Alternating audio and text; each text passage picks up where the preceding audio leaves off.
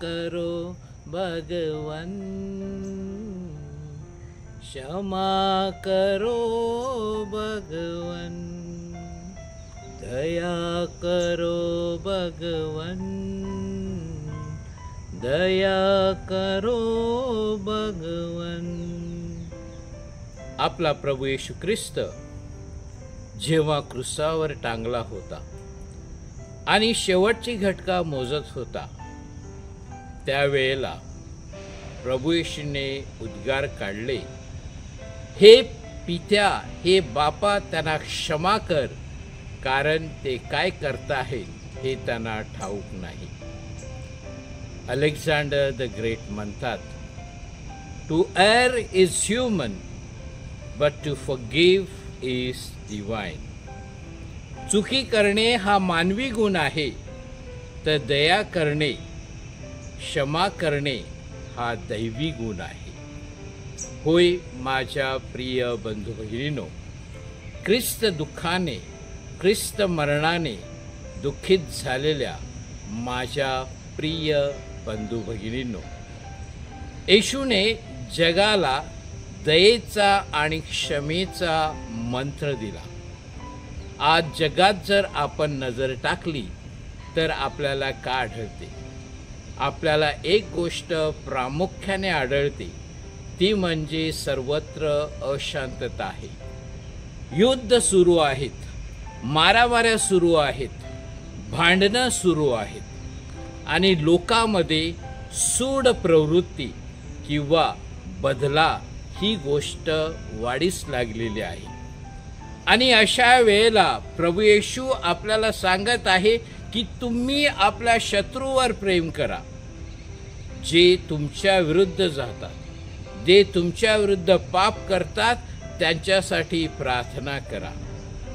होय माझ्या प्रिय बंधू भगिनींनो, ख्रिस्ताची शिकवण एक वेगळी होती, आगळी वेगळी होती, क्षमेची होती. आणि ह्या शिक्षणाचा जी लोक पाठलाग करतात, ही शिकवण जी अंमलात आणतात, अशी जगामध्ये आपल्याला काही लोक मिळतील. त्यापैकी एक नाव आहे अमेरिकेचे माजी राष्ट्राध्यक्ष अब्राहम लिंकन. हे ख्रिस्ताची शिकवण पाळण्याचा प्रयत्न करत होते. तुम्हाला माहीत आहे की त्यांचा जन्म गरीब कुटुंबात झाला, तरीही कष्टाने ते अमेरिकेचे राष्ट्राध्यक्ष झाले. आणि जेव्हा ते राष्ट्राध्यक्ष झाले तेव्हा काही लोक, विशेष करून बातम्या देणारी लोक, प्रेसची लोक त्यांच्याकडे इंटरव्ह्यू घेण्यासाठी आले, मुलाखत घेण्यासाठी आले आणि त्यांना एक प्रश्न विचारला, मिस्टर अध्यक्ष, तुम्ही येशूची शिकवण पाळण्याचा प्रयत्न करता आणि तुम्ही येशूचे भक्त आहात आणि येशू म्हणतो की तुम्ही आपल्या शत्रूवर प्रेम करा. आता तुम्हाला आमचा प्रश्न असा आहे, तुम्ही आपल्या शत्रूवर प्रेम करता का, की तुम्ही आपल्या शत्रूचा नायनाट करता? अब्राहम लिंकन म्हणाले, मी माझ्या शत्रूवर प्रेम करतो आणि त्याचा नायनाटही करतो. पण ही गोष्ट त्यांना समजली नाही. तेव्हा त्याने पुढे विचारले, ते कसे? ते म्हणाले, मी माझ्या शत्रूचा नायनाट त्यांना मित्र बनवून करत असतो. आणि ही गोष्ट त्यांनी आपल्या जीवनामध्ये खरी करून दाखवली. आपल्याला माहीत आहे, ते अनेक वेळेला निवडणुकीसाठी उभे राहिले आणि ते पडले, परंतु जेव्हा 13 वेळा ते उभे राहिले तेव्हा ती जिंकणार होते. त्याच्या दुसऱ्या विरुद्ध पार्टीचे उमेदवार हे त्यांच्या व्यक्तिगत दिसण्याविषयी बोलले आणि त्यावेळेला अब्राहम लिंकन जिंकले, अध्यक्ष झाले. आणि ज्या दिवशी ते व्हाईट हाऊसमध्ये शपथ घेणार होते त्या दिवशी त्यांनी त्या विरुद्ध नेत्याला बोलावलं. सगळ्यांना वाटलं ते त्याला तुरुंगात टाकतील, परंतु त्यांनी तसं काही केलं नाही. त्यांना पुढे बोलावलं, त्यांना महत्त्वाचं मंत्रिपद दिलं, सेक्रेटरी ऑफ स्टेट, आणि त्यांनी त्यांचं बोलणं खरं करून दाखवलं. ते म्हणजे मी माझ्या शत्रूचा नायनाट त्यांना मित्र बनवून करतो. दुसरी एक व्यक्ती आहे नेल्सन मंडेला. जी 27 वर्ष तुरुंगात होती. नेल्सन मंडेलाने सुद्धा आपल्या शत्रूला, म्हणजे ज्याने त्याच्यावर अत्याचार केले, त्याला क्षमा केली, त्याला प्रेम दाखवलं. आपण पोप जॉन पॉल दुसरे, संत पोप जॉन पॉल दुसरे यांना क्षमेचे पोप म्हणून संबोधितो. आणि त्यांनी सुद्धा आपल्या मारेकऱ्यावर टर्की युवक मोहम्मद अली, ज्याने 13 मे 1981 साली पीटर स्क्वेअरमध्ये त्यांच्यावर गोळी मारली, त्या मोहम्मद अली ह्या युवकाला बरा झाल्यानंतर तुरुंगात जाऊन त्याला क्षमा केली आणि त्याला सोडून दिलं आणि ख्रिस्ताचं उदाहरण आपल्या जीवनात पाळण्याचा प्रयत्न केला. असे नानाविध उदाहरणे आपल्याला ऐकायला मिळतात. आपण ख्रिस्ताच्या शिकवणीमध्ये ऐकतो की जर कोणी तुमच्या एका गालावर मारलं तर तुम्ही दुसरं गाल पुढे करा. जर कोणी तुमचा एक अंगरखा घेतला त्याला दुसरंही द्या. आणि ही ख्रिस्ताची शिकवण वेगळी होती. पेत्राने येशूला विचारलं, हे आपण मत्ते लिखित शुभवर्तमानात 18व्या धड्यामध्ये ओवी 21 ते 35 मध्ये वाचतो. मत्ते आपल्याला सांगतो की पेत्राने विचारले की एक ख्रिस्ता मी किती वेळा क्षमा केली पाहिजे? 7 वेळा?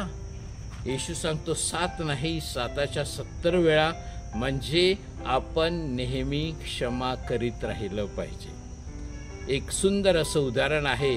एक संत होता जो कधी कोणावर रागावायचा नाही. तो शांत स्वभावाचा होता.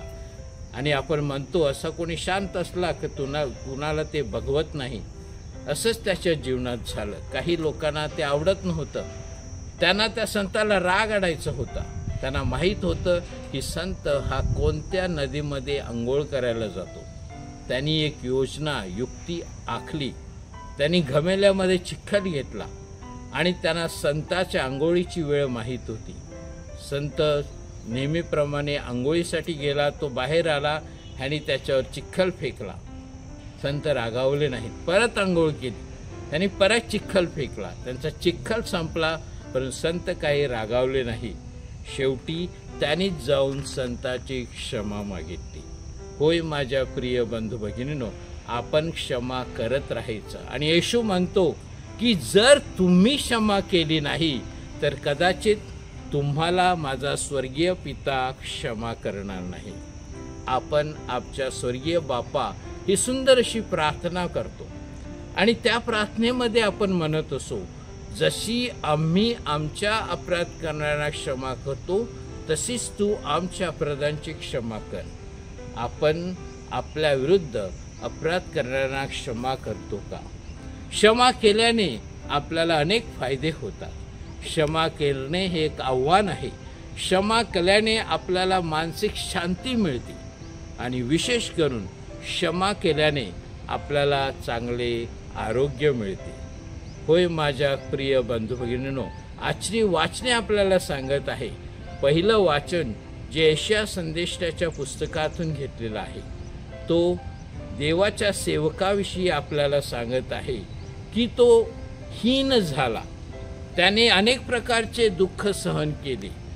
त्याला माणूस म्हणून ओळखणे कठीण झालेलं होतं. ह्या सगळ्या वेदना त्याने सहन केल्या आणि त्याने क्षमेचा मंत्र जगाला दिला. आजचं जे दुसरं वाचन आहे, जे संत पौलाचे हिब्रू लोकांस दिलेल्या पत्रातून घेतलेलं आहे आणि ते वाचन आपल्याला सांगत आहे, तो देव होता, महान होता, तरी नम्र झाला. त्याने दुःख सहन केले आपल्यासाठी, आपल्या पापासाठी, तरी त्याने दयेचा मंत्र आपल्याला दिला. आजच्या योहान लिखित शुभवर्तमानामध्ये आपण येशूच्या दुःख सहनाविषयी ऐकतो. येशूने दुःख, त्रास, यातना सहन केल्या, क्रूसावर मरण पावला आणि येशूचे हेच शब्द होते, मी तुम्हाला क्षमा केलेली आहे. आजच्या ह्या गुड फ्रायडेच्या दिवशी, शुभ शुक्रवारी, देऊळ माता आपल्याला सांगत आहे, प्रभू येशू सांगत आहे, जर तुम्हाला माझी शिकवण पाळायची असेल, जर तुम्हाला माझ्या मागे यायचं असेल तर आपला वधस्तंभ उचला, म्हणजे क्षमेचा, दयेचा धर्म पाळा. आपण सुद्धा क्षमा केली पाहिजे. आजच्या ह्या दिवशी आपण स्वतःला प्रश्न विचारूया की आम्ही येशूची शिकवण पाळतो का? येशूप्रमाणे इतरांना क्षमा करतो का? करत नसाल तर आपण प्रार्थना करूया, हे ख्रिस्ता, ज्याप्रमाणे क्रुसावरून तू क्षमा केली त्याप्रमाणे आमच्या दैनंदिन जीवनाला आम्ही जीवनामध्ये सर्वांना क्षमा करावी आणि सर्वत्र शांतीचं युग पसरावं, सगळ्यांना शांती मिळावी, हीच आमची आपल्या सगळ्यांची प्रार्थना असू दे, आपले प्रयत्न असू दे.